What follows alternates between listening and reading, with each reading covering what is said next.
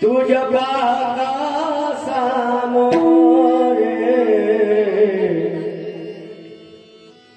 तुझ्या पाहता सामोरे तुझ्या पाहता सामोरे तुझ्या पाहता सामोरे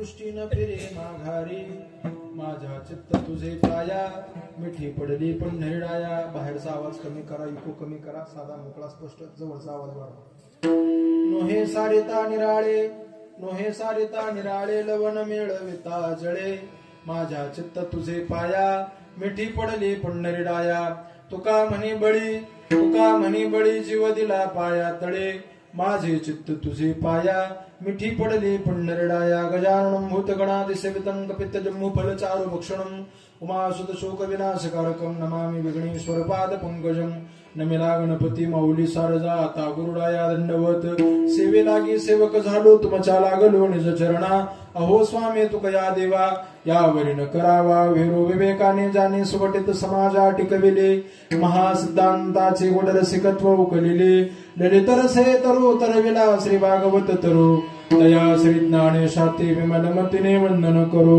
ज्ञानाबाईचे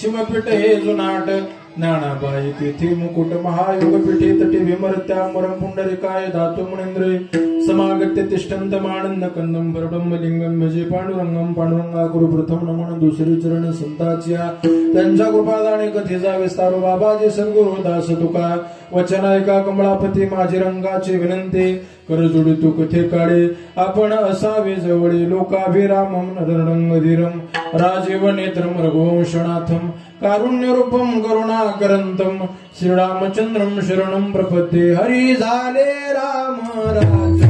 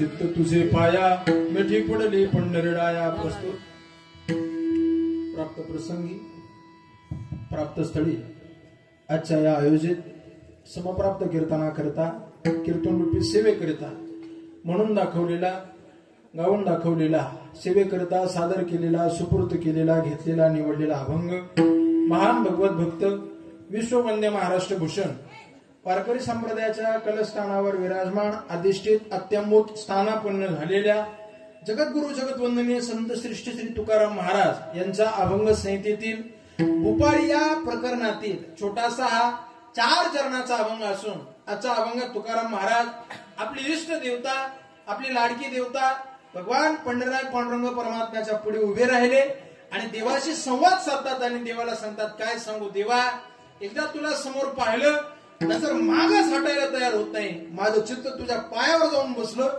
आणि जसं मीठ आणि पाणी काही केलं एकत्र झाल्यावर वेगळं जसं करता येत नाही ना देवा, आता मी सुद्धा तुझ्याविषयी तसा एकरूप झालेलो आहे. अशी ऐक्याची भावना तुकाराम महाराज अभंगाद्वारे व्यक्त विशद करतात.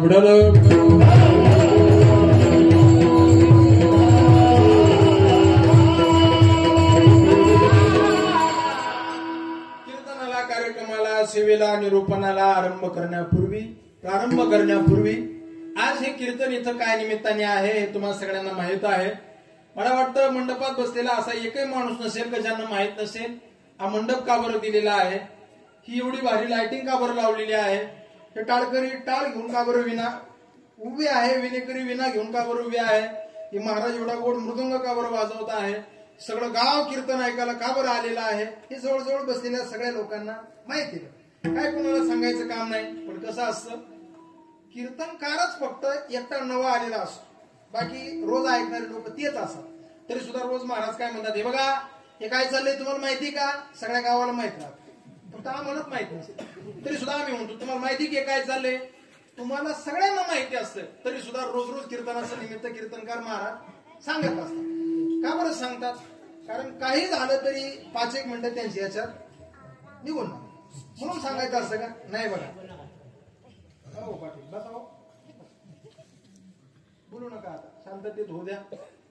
या कीर्तनाचं निमित्त म्हणजे असं, संतवती संत महान आईसाहेब माय मुक्ताईच्या पदस्पर्शाने पुणे पावन झालेली आपली ही खानदेशची पुण्यमाती, या खानदेशच्या पुण्यमातीमधील परमपूजनीय श्री गुरुनाम गुरु वैकुंठवासी नथुसिंग बाबा राजपूत, वैकुंठवासी गुरुवर्य परमपूजनीय श्री कृष्णाजी माऊली, वैकुंठवासी परमपूजनीय श्री बबलू महाराज शहादा, परमपूजनीय श्री ओंकार बापू मेथीकर, या सगळ्या मंडळीच्या कृपा आशीर्वादाने शुभ प्रेरणेने खानदेश वारकरी सेवा मंडळ धुळे यांच्या मार्गदर्शनाने आणि आल्या आल्या मला महाराज मंडळीने सांगितलं की महाराज आमच्या गावच्या सत्ता करता तरुणांचं विशेष योगदान आहे, जिथं तरुण एकत्र येतात तिथं अशी क्रांती घडते. याचा उदाहरण आज आपल्याला आपल्या गावात पाहायला मिळालं.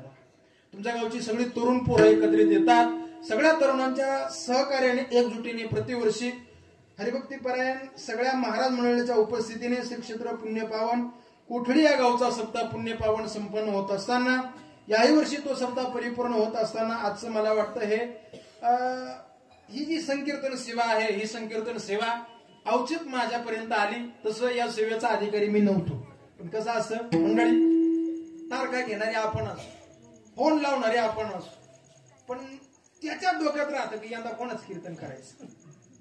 तो विटेवर उभा आहे ना तुम्हाला, तुम्ही लाख यंदा चला घ्या मारा दोघांची नाव, लावा अमक्या बाबाला फोन, लावा तमक्या बाबाला फोन, ह्या बाबाला तारीख द्या, त्या बाबाला तारीख द्या. पण आजचं हे कुठली गावातलं कीर्तन त्या 5व्या दिवशी त्या बाईनं माझ्या कपाळावर लिहून जायला, कुठली गावचे 50,000 आपले ते राहू द्या, म्हणजे तुम्ही एवढे देणार नाही, मी आपले ते बोलून गेलो सर. कुठली गावचे आजचं हे सेवा तुम्हाला सगळ्या गावकऱ्यांचं दर्शन आज माझ्या कपाळावर लिहिलेलं होतं आणि म्हणून ही सेवा माझ्या वाट्याला आली. आजची नियोजित कीर्तनकार परमपूजनीय श्री महामंडलेश्वर आनंददाची महाराज उर्फ आदरणीय तात्यांना काहीतरी अडचण आली. तात्यांच्या संस्थेतला एक विद्यार्थी काही कारणास्तव त्याचं आकस्मिक निधन झालं आणि त्यामुळे आदरणीय तात्यांना येऊ शकलं, त्यांना येता आलं नाही. आज मलाही माझी नियोजित सेवा होती, पण तात्यांचा खूप आग्रह झाला की महाराज ही सेवा वेळेवर मला तुम्हाला तिथं जावं लागेल आणि म्हणून तुम्हाला मायबापांचं दर्शन घडलं.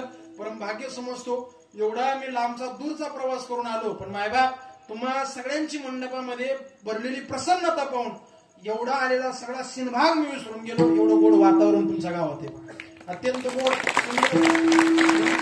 महिला मंडळी कीर्तना करता आली, पुरुष मंडळी कीर्तना करता आली, तुम्हा सगळ्यांचे धन्यवाद. कीर्तना करता वातावरण अत्यंत गोड आहे, सुंदर अशी विनेकरी आहे. बघा तुम्ही पहा, विनेकरी बाबाकडे पाहिल्यावर लहान पोरग सुद्धा एवढं विना घेऊन नाचणार, म्हातारपणात बाबा एवढं नाचताय म्हणजे महाराज ही शक्ती विटेवरच येणार आहे. एकदा त्यांच्याकरता जोरात टाळ्या वाजवा.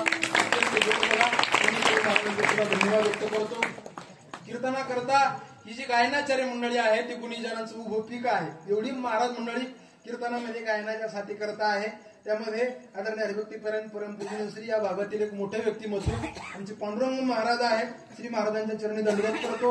आदरणीय हरिभक्तीपरायण आपल्या गावचं नाव संगीत क्षेत्रामध्ये ज्यांनी मोठं केलं, परिसरामध्ये जिल्ह्यामध्ये जिल्ह्याच्या बाहेर कुठेही शब्द असला तर आदरणीय हरिभक्तीपरायण आमच्या दीपक बाबांना आवर्जून तिथं गायला बोलवलं जातं. हा तुमच्या गावचा मोठेपणा आहे.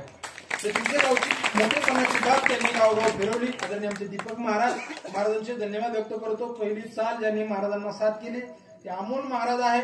श्री महाराजांचे धन्यवाद या ठिकाणी व्यक्त करतो. तसेच आपण सगळ्यांनी रात्री ज्यांची संकीर्तन सेवा या ठिकाणी आपण सगळ्यांनी कानावरती ऐकली, ज्यांनी श्रवण केली, ते तुमच्या गावचं खरोखर कीर्ती वाढवणार, त्यांचं नावच कीर्तिमान देवानं ठेवलंय. बघ तुमच्या गावची कीर्ती आदरणीय आमच्या कीर्तिमान महाराजांनी आळंदीच्या पुण्यमातीमध्ये ज्ञानोबा यांच्या आळंदीपर्यंत पोहोचवली. असं आपल्या गावचं दुसरं रत्न कीर्तिमान महाराज आहे. त्यांची संकीर्तन सेवा आपण ऐकली, त्यांनी धन्यवाद व्यक्त करतो. मृदंगाच्या साथी करतो हरिभक्तीपर्यंत दिनेश महाराज आहे. महाराजांचे धन्यवाद व्यक्त करतो. परिसरातील अनेक सगळी मंडळी आहेत, त्या अनेक गावकऱ्यांचे धन्यवाद व्यक्त करतो. जी मंडळी आदरणीय महामंडलेश्वर तात्यांचे कीर्तन श्रवण करायला आली, पहिल्यांदा त्यांचे सगळ्यांची माफी मागतो. आज तुम्हाला गुलाबजामचं जेवण होतं पण मिरचीच्या ठ्याच्यावरच भागावं लागणार आहे, म्हणून त्या लोकांची तुम्हाला विशेष माफी त्या सगळ्यांची व्यक्त करतो. बघा कसं असतं, बघा हिरमुड होत. एखादा जर गोरीपान पोरगी पाहायला गेला त्याच्या नशिबी जर काळी आली तर म्हणते काय पाहायला गेलो पाहुणे काय दाखवू, म्हणजे होतं बघा ते हिरमुड होत असतो. बघा पण कसं असतं, तुम्ही सगळ्यांना आज मला गोड मानून घ्यायचं आहे आणि काही नसतं मंडळी. बघा थोडंफार इकडं तिकडे होत असतं, एकमेकाला सावरावं लागतं, एकमेकाला अडचण आली का एकमेकाला पुढे यावं लागतं. म्हणून खऱ्या अर्थानं मी इथं आलेलो आहे. एक गंमत सांगू का, जुन्या काळी लग्न व्हायची, म्हणजे आताही लग्न होतात, जुन्या काळी व्हायची. आताच्या लग्नात आणि जुन्या काळच्या लग्नात मोठा बदल होता. काय बदल होता, जसे आता लग्न आहे तसे जुन्या काळी नसायचे. जुन्या काळचे लग्न आताचे लग्न लई भेद होता, लई फरक होता. पहिले लग्न आणि आताचे लग्न एवढी तफावत आहे की आता सारखे लग्न पहिले जुन्या काळी नव्हते. एकाचं नवीन लग्न झालं आणि लग्न झाल्याबरोबर ती पोरगी तिच्या वडिलांची लई लाडकी होती.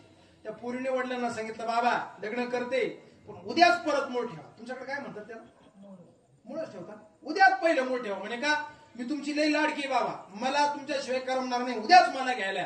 तिचे बाबा म्हटले काय अडचण नाही बाई, मी उद्याच तुला घ्यायला येतो. पोरगी नवऱ्याच्या घरी सासरी नांदायला गेली, रात्रभर घरी राहिली. दुसऱ्या दिवशी पोरीचा बाप येणार होता. पोरगी पड्या पाठी लवकर उठली, बाबा मला घ्यायला येतील. 4 वाजता उठली, सगळे कामं आटोपली. 7:30-8 वाजले, आता माझ्या बाबाची गाडी येईल. 9 वाजले, आता माझ्या बाबाची गाडी येईल. आणि तेवढ्यात राजदूतचा आवाज. जुन्या काळी राजदूत गाड्या होत्या बघा पहिले, आता त्या राहिल्या नाही. आता बटन स्टार्ट गाड्या आल्या, जमाना पुढे झाला, इलेक्ट्रिक गाड्या आल्या चार्जिंगवर. आता लई हाय व्होल्टेज जमाना आला बघा. त्या पुरीच्या वडिलांकडे राजदूत गाडी होती. त्या पुरीला काहीतरी काम करता करता 9 वाजता तिची राजदूत गाडी वाजली आणि पुरीनं पाहिलं, अरे बापरे माझे बाबा मला घ्यायला आले.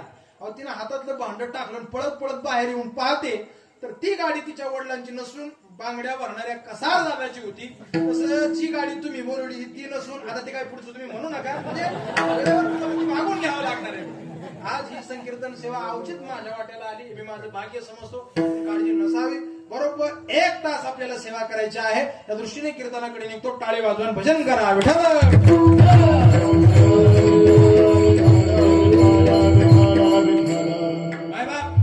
आपला सप्ताह अत्यंत पवित्र पर्व काळावर सुरू आहे. आता उद्या फार मोठा योग आहे. मला वाटतं उद्याच्या दिवशी सर्व पित्री अमावस्या, बरोबर ना? हा जागे बोल तुम्ही. उद्याच्या दिवशी एकादशी आहे. नुसती एकादशी नाही, सांगा थोडं मला बोलत चला तुम्ही, अजिबात घाबरू नका. नुसती एकादशी नाही, उद्या कार्तिक एकादशी आहे. पांडुरंग परमात्मा स्वतः असं सांगतो, जो माणूस जन्माला आला त्यानं कमीत कमी पंढरपूरला जावं. परमपूजनीय मोठे बाबांचं एक असं वाक्य होतं, पंढरपूरला गेल्याशिवाय माणसानं मरू नये. आणि जर मेलाच तर माणूस मेला असं म्हणायचं, मग गाढव मेला असं म्हणायचं. एखादा माणूस जर पंढरपूरला न जाता मेला, आपण म्हणायचं हो आमच्या गल्लीतलं गाढव मेलं का, त्यानं पंढरपूर केलं नाही. पंढरपूरला 4 वाऱ्या भरतात, आषाढी, कार्तिकी, माघी आणि चैत्री. या 4 वाऱ्या पंढरपूरला भरतात. 4 वाऱ्यांना माणसाने पंढरीला जावं. नाही निदान 4 वाऱ्यांना जाणं जमलं, स्वतः पांडुरंग परमात्मा सांगतो कमीत कमी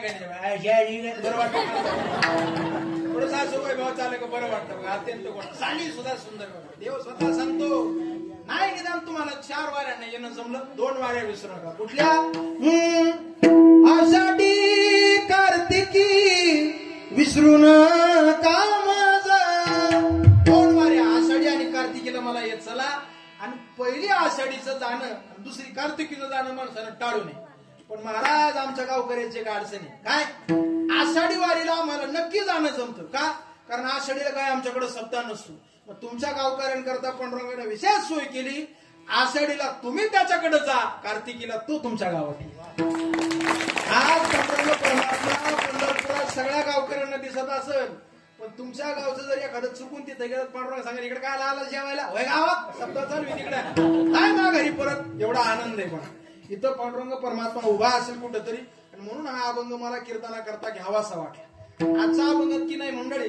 तुकाराम महाराज देवाच्या दर्शनाचा परिणाम व्यक्त करतात लक्ष द्या दर्शन कशाला म्हणायचं दर्शन या शब्दाची व्याख्या दर्शन या शब्दाचा अर्थ काय पूर्णकारी पूर्व दर्शन या शब्दाचा अर्थ काय संत वाङ्मयात दर्शन या शब्दाच्या 4 व्याख्या आहेत लक्ष देऊन ऐका व्याख्या नंबर 1 देवाला पाहणं म्हणजे देवाचं तुम्ही बोलत चला आता बोलल्याशिवाय होणार नाही देवाला पाहणं म्हणजे देवाचं दर्शन घेणं देवाला जाणून घेणं म्हणजे देवाचं दर्शन घेणं देवाचाच विचार करणं म्हणजे देवाचं दर्शन घेणं आणि देवाच्या रूपात जाऊन तदाकार होणं म्हणजे देवाचं दर्शन घेणं 4 दर्शन या शब्दाच्या व्याख्या तुम्हाला सांगितल्या व्याख्या नंबर 1 देवाला पाहणं म्हणजे देवाचं काय घेणं दर्शन घेणं आपण म्हणतो की नाही रामभाऊ पाटील 4 दिवस झाले गावात तुमचं दर्शन याचा अर्थ 4 दिवसापूर्वी गावात तुम्ही दिसलेच नाही कसं असतं मंडळी रोज सकाळी उठल्या उठल्या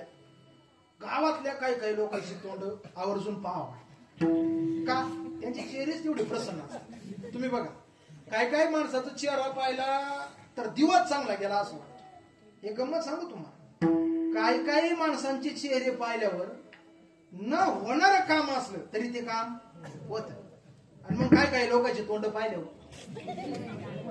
होणार जरी असलं चुळत जरी आलेलं असलं फक्त सुपारी फोडायची बाकी राहत अशा माणसाचं तोंड पाहून जर तुम्ही गेले ना नवरीकडचे सांगा ते नाही नवरदेवाचा मामाच तांबाखू खातो आता काही निमतं झालं मला सांगा काय तोंड असतात बघा एक वाक्य सांगू तुम्हाला मंडळी माणसानं पैशानं जरूर गरीब असावं चेहऱ्यानं श्रीमंत असं काही लोकांची तोंड पाहतो कायम प्रसन्न असतात काही आता आम्हाला रोज गाव पाहायची सवय असे आमचं तोंड पुढे येऊन बसा द्या हसायचं सांगा नाही तर रडायचं सांगा उगा आपल्या काय अर्थ आहे तुकोबराय सांगतात त्यांच्या तोंडाकडे पाहिल्यावर असं वाटतं